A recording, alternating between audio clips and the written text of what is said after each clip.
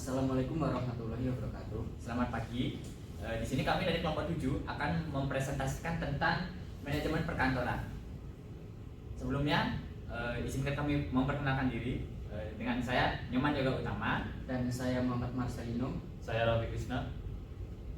Di sini kita akan memulai dengan definisi dari apa itu manajemen perkantoran. Baik, yang pertama adalah definisi kantor. Apa itu kantor? Kantor berasal dari bahasa Belanda, kantor, yang di dalam bahasa Inggris office diartikan sebagai kewajiban, tugas atau fungsi, jabatan, markas, atau ruang di mana seseorang dan stafnya menjalankan aktivitas usaha pokoknya, pekerjaan melaksanakan urusan tertentu, atau tempat yang dipakai sebagai pusat tempat kerja tata usaha menurut Pusat Pengembangan Tenaga Kependidikan 2013. Sedangkan menurut Atmo Sudirjo 1982 mengemukakan kantor adalah unit organisasi terdiri atas tempat, staf personel, dan operasi ketatausahaan guna membantu pimpinan. Dan Prajudi menjelaskan pengertian kantor meliputi 1. Ruang atau kamar kerja atau ruang tulis. 2. Markas atau ruang kompleks di mana seseorang pengusaha beserta stafnya menjalankan aktivitas pokoknya. 3. Biro atau tempat kedudukan pimpinan. Dan yang terakhir adalah instansi, badan, jawatan, dan perusahaan. Selanjutnya adalah prinsip, fungsi, dan tujuan dari manajemen perkantoran. Prinsip adalah asas atau kebenaran yang menjadi pokok dasar berpikir dan bertindak. Manajemen perkantoran dalam rangka melaksanakan kegiatan untuk mencapai tujuan yang telah ditetapkan tersebut harus memperhatikan prinsip-prinsip manajemen perkantoran yang menjadi landasan bertindak atau pelaksanaan program manajemen perkantoran. Hal ini dimaksudkan agar manajemen perkantoran mencapai tujuan secara efektif dan efisien, sehingga produktivitas manajemen perkantoran secara kontinu dari waktu ke waktu terus meningkat. Hal ini tak terkecuali manajemen perkantoran sekolah juga harus memperhatikan prinsip-prinsip manajemen perkantoran agar dalam pelaksanaan pekerjaan kantor dapat berjalan dengan baik. Prinsip-prinsip manajemen perkantoran dapat diasumsikan juga berlaku bagi manajemen kantor secara general. Manajemen perkantoran sekolah diselenggarakan untuk kelancaran kerja organisasi sekolah. Komarudin mengemukakan 7 prinsip manajemen perkantoran menurut Nuraida 2008, yaitu yang pertama, manajer kantor dalam konteks ini adalah kepala sekolah. Itu adalah seorang eksekutif yang harus membuat rencana, menyusun organisasi, dan melakukan pengawasan terhadap sebagian besar pekerjaan kantor yang harus dilaksanakan, serta memimpin para pegawai dalam melaksanakan tugas mereka. 2. Tata ruang kantor harus direncanakan dengan ilmiah untuk menghindari gerakan yang tidak perlu atau mubazir, keterlambatan, dan kesukaran untuk menggapai pekerjaan atau bahan-bahan.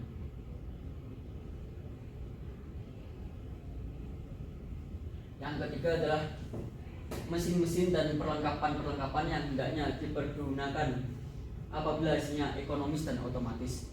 Dan yang keempat adalah kajian gerakan dan waktu atau time and motion tadi. Penyederhanaan kerja dan pengukuran kerja hendaknya diterapkan dalam pekerjaan kantor.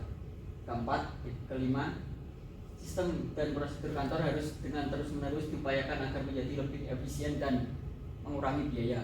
Keenam, sistem manajemen arsip atau warkat diperbaiki, harus dikembangkan sesuai dengan pengawasan. Hal ini termasuk menghidangkan metode pengarsipan yang tidak efisien, penetapan jadwal pemusnahan arsip, perbaikan sistem penelusuran arsip, dan perencanaan perbaikan kantor. Dan yang terakhir adalah hubungan kepegawaian yang lebih ilmiah harus dikembangkan melalui analisis pekerjaan, program pendidikan dan pelatihan, nasihat kepegawaian, dan panduan perintah.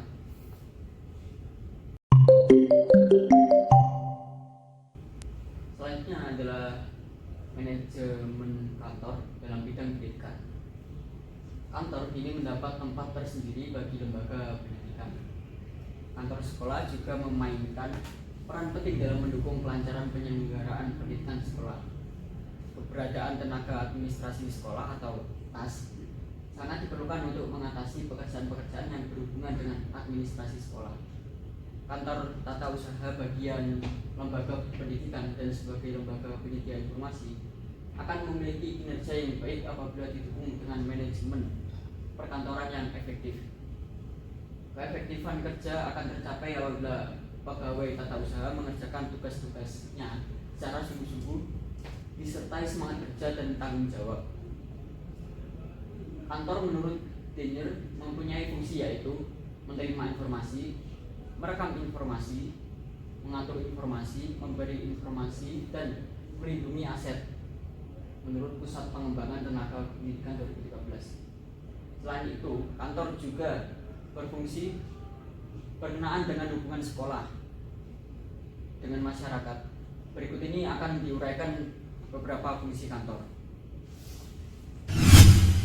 Fungsi kantor yang pertama adalah menerima informasi. Salah satu fungsi kantor yang pertama adalah untuk menerima segala macam bentuk informasi seperti surat, panggilan telepon, dan juga semua laporan tentang segala macam kegiatan penyelenggaraan pendidikan di sekolah. Yang kedua adalah merekam informasi.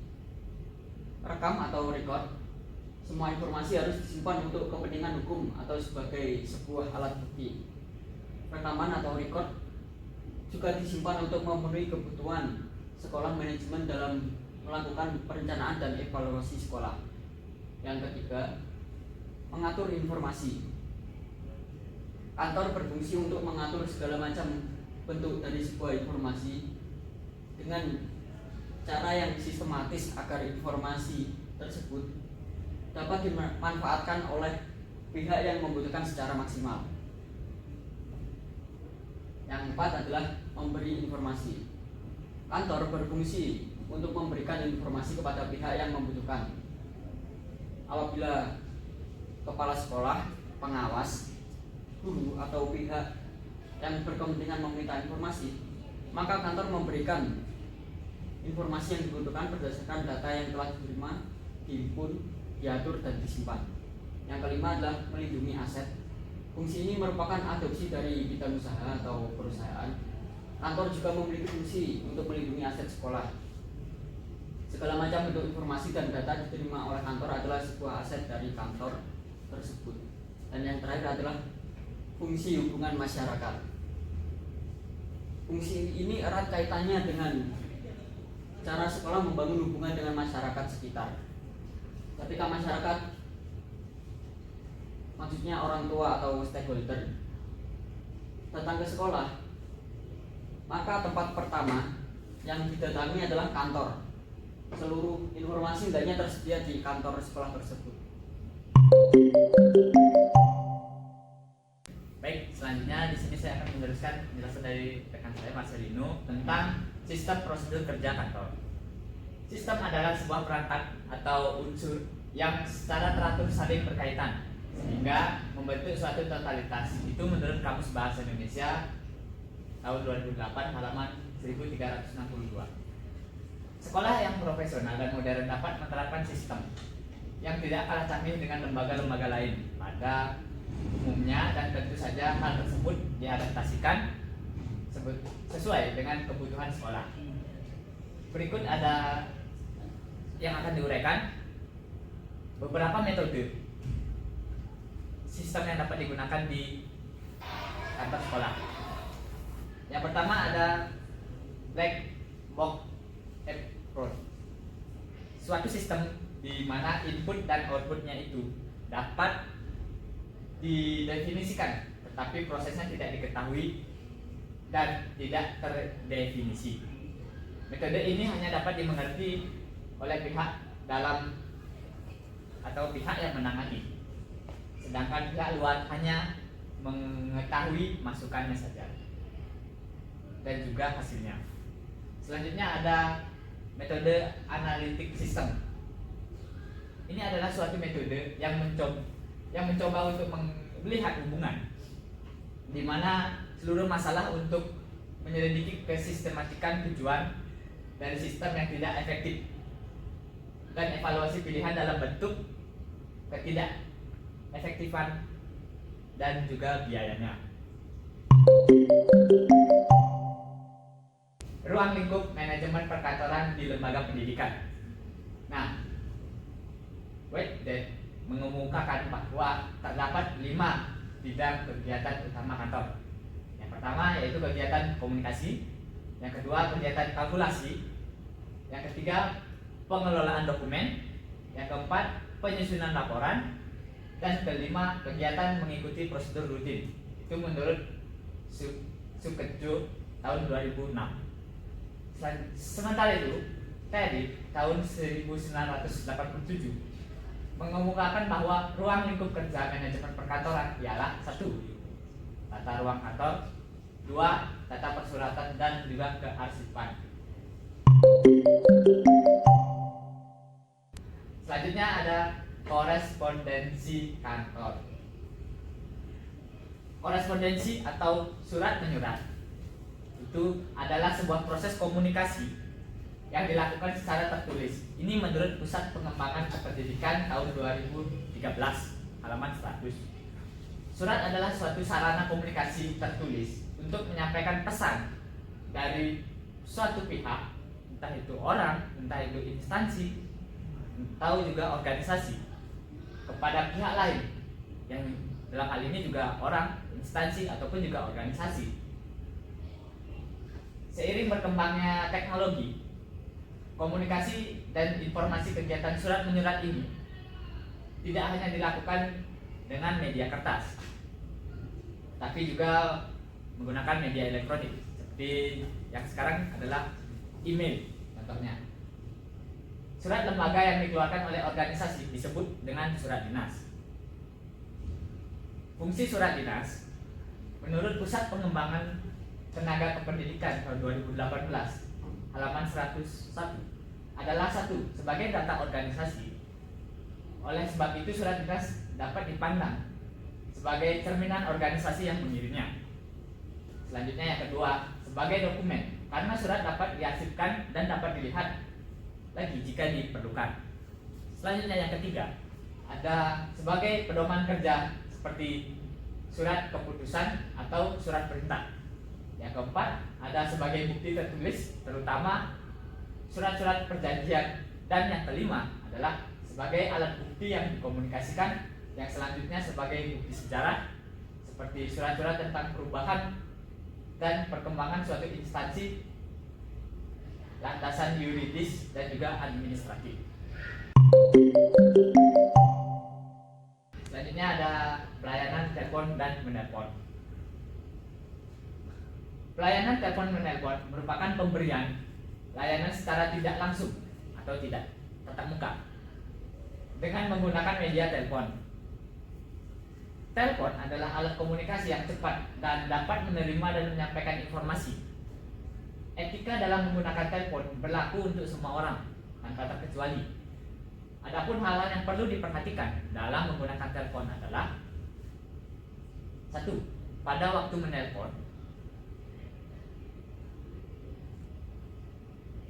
itu berdering, maka segera angkatlah gagang telepon.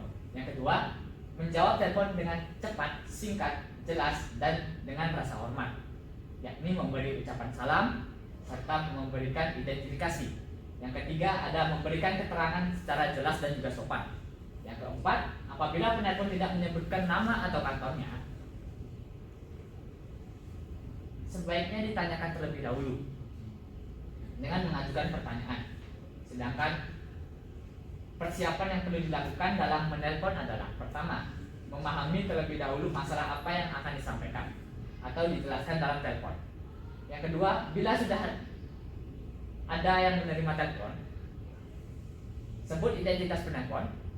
Misalnya, selamat pagi, mohon maaf saya Pak Hemi dari SMA Hastina, baru bicara keperluan lainnya. Yang ketiga, bila terjadi salah sambung, maka nyatakan permintaan maaf. Baik, selanjutnya ada arsip dan juga pengarsipan. Arsip secara etimologis berasal dari bahasa Belanda yaitu arsip, yang berarti menyimpan surat-surat, pengumuman, atau catatan yang selesai digunakan. Itu menurut Imron tahun 2003 pasal A halaman 247. Sedangkan secara terminologis, arsip menurut G berarti sekumpulan warkat atau surat yang disimpan secara sistematis agar setiap kali diperlukan dapat ditemukan kembali. Itu menurut Imron tahun 2003 pasal A halaman 247 juga. Berdasarkan pendapat tersebut dapat disimpulkan bahwa arsip atau warkat itu adalah sebuah naskah yang dibuat dan diterima oleh sebuah lembaga atau instansi dalam bentuk apapun, baik dalam keadaan tunggal maupun juga dalam kelompok, yang digunakan untuk kegiatan administrasi sehari-hari. Ada dua kategori arsip, yaitu arsip statis dan juga arsip dinamis. Arsip statis itu adalah arsip yang tidak dipergunakan secara langsung dalam penyelenggara administrasi organisasi. Sedangkan arsip dinamis adalah arsip yang dipergunakan secara langsung dalam penyelenggaraan administrasi organisasi. Nilai guna arsip adalah 1. Administrasi value. Misalnya, contohnya adalah kartu tanda mahasiswa, kartu tanda asuransi, dan 2 yaitu legal value. Misalnya akta notaris, akte kelahiran, surat keputusan pengangkatan jabatan. Selanjutnya ada physical value. Misalnya buku tabungan anak soleh dan slip tagihan pembayaran. Yang keempat ada research value. Misalnya buku orasi ilmiah, skripsi, makalah, dan juga modul. Yang terakhir yang kelima ada education value. Misalnya ijazah dan juga sertifikat pelatihan. Dan yang keenam documentary value. Misalnya foto wisuda dan juga foto kejuaraan. Tata ruang kantor sekolah. Tata ruang kantor sekolah, tata ruang kantor adalah penyusunan alat-alat kantor pada letak yang tepat serta pengaturan tepat kerja pada ruangan yang tersedia yang dapat memberikan kenyamanan dan kepuasan kerja bagi para pegawai. Zulkarnain dan Sumarsono pada tahun 2011 menyatakan bahwa tata ruang kantor adalah penyusunan perabot kantor dan perlengkapan kantor pada letak yang tepat sehingga dapat memberikan kepuasan kerja bagi para pegawai. Asas-asas yang harus diperhatikan dalam tata ruang kantor sekolah adalah asas secara terpendek, asas rangkaian kerja, asas penggunaan segenap ruangan, asas perubahan susunan tempat kerja. Untuk asas secara terpendek, yaitu proses tata ruang kantor yang baik memungkinkan penyelesaian suatu pekerjaan kantor menempuh jarak yang sependek-pendeknya. Untuk asas rangkaian kerja, tata ruang kantor yang baik menempatkan para pegawai dan alat-alat kantor menurut rangkaian yang sejalan dengan urut-urutan penyelesaian pekerjaan yang bersangkutan. Kemudian asas penggunaan segenap ruangan. Tata ruang kantor yang baik mempergunakan semaksimal mungkin ruangan yang ada. Untuk asas perubahan susunan tempat kerja, penyusunan tata ruang kantor yang baik memungkinkan diadakannya perubahan dengan mudah atau disusun kembali tanpa banyak menelan biaya, waktu, dan proses pekerjaan yang sudah berjalan. Jadi tata ruang kantor bersifat fleksibel. Teknologi informasi dalam perkantoran modern. Manajemen perkantoran mengalami pergeseran dari manajemen perkantoran tradisional menjadi manajemen perkantoran modern. Hal ini ditandai dengan adanya perbedaan pelaksanaan manajemen yang dilakukan. Manajemen perkantoran tradisional adalah manajemen perkantoran yang dilakukan lebih mengarah pada pekerjaan yang berhubungan dengan ketatausahaan. Sedangkan manajemen perkantoran modern, pelaksanaan manajemen perkantoran yang berhubungan dengan pengelolaan informasi untuk pengambilan keputusan. Bagi sebuah kantor sekolah yang modern, manfaat yang didapat dari teknologi komunikasi dan informasi yang berbasis internet banyak dirasakan, yaitu yang pertama dapat saling tukar-menukar informasi walaupun dalam jangkauan yang sangat jauh. Kemudian dapat mengetahui perkembangan terkini yang berhubungan erat dengan masalah-masalah substansi organisasi.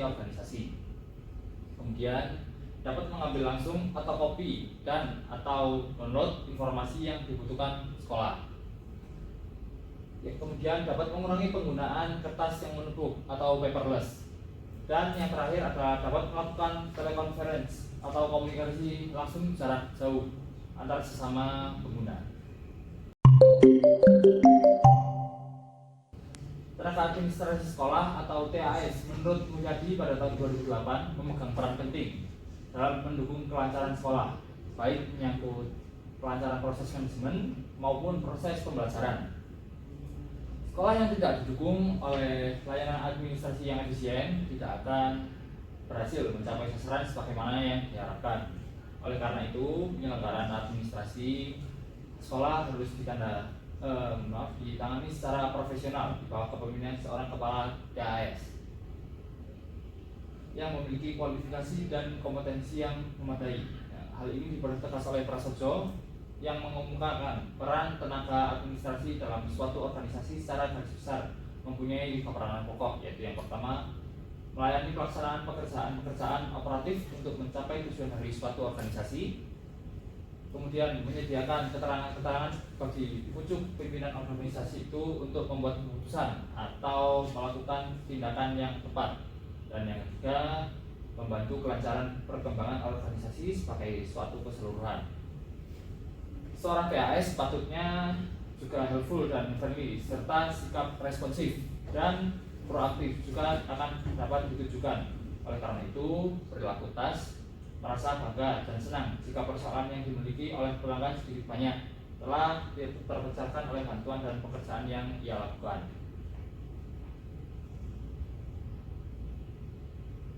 Peraturan Menteri Pendidikan Nasional Nomor 24 Tahun 2008 tentang standar tenaga administrasi sekolah atau madrasah menyatakan TAS terdiri atas kepala TAS, pelaksana urusan, dan petugas layanan khusus. Menurut Mulyadi berpendapat kepala TAS adalah pimpinan unit administrasi sekolah atau tata usaha sekolah, sehingga perlu memahami prinsip-prinsip kepemimpinan yang baik. Kepala TAS juga dituntut memiliki kemampuan manajerial yang memadai, yakni terdiri dari kemampuan konseptual, sosial, dan teknis. Kompetensi yang harus dimiliki oleh seorang kepala TAS adalah kompetensi kepribadian, sosial, teknis, dan manajerial. Tabel 14.4 menampilkan jabaran kompetensi kepala TAS menurut Peraturan Menteri Pendidikan Nasional Nomor 24 Tahun 2008 tentang standar tenaga administrasi sekolah atau madrasah. Kesimpulannya dari pembahasan kali ini ialah kantor berasal dari bahasa Belanda, yaitu kantor, yang dalam bahasa Inggris office diartikan sebagai kewajiban, tugas, dan fungsi tugas atau fungsi, jabatan, markas atau ruang di mana seseorang dan stafnya menjalankan aktivitas usaha pokoknya. Pekerjaan melaksanakan urusan tertentu atau tempat yang dipakai sebagai pusat tempat kerja tata usaha atau pusat pengembangan tenaga kependidikan. Menurut pusat pengembangan tenaga kependidikan, prinsip adalah asas atau kebenaran yang menjadi pokok dasar berpikir dan bertindak. Manajemen perkantoran dalam rangka melaksanakan kegiatan untuk mencapai tujuan yang telah ditetapkan tersebut harus memperhatikan prinsip-prinsip manajemen perkantoran yang menjadi landasan bertindak atau pelaksanaan program manajemen perkantoran. Hal ini dimaksudkan agar manajemen perkantoran mencapai tujuan secara efektif dan efisien, sehingga produktivitas manajemen perkantoran secara kontinu dari waktu ke waktu terus meningkat.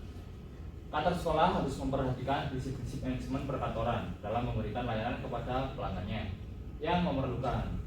Agar pelayanan yang diberikan dapat diberikan secara maksimal, ada 4 faktor penting dalam penerapan prinsip kerja manajemen perkantoran yang efektif, yaitu jaminan kepuasan pelanggan, peningkatan mutu berkelanjutan, penggunaan data dalam pengambilan keputusan, dan pelaksanaan pemberdayaan staf menurut Pusat Pengembangan Tenaga Kependidikan.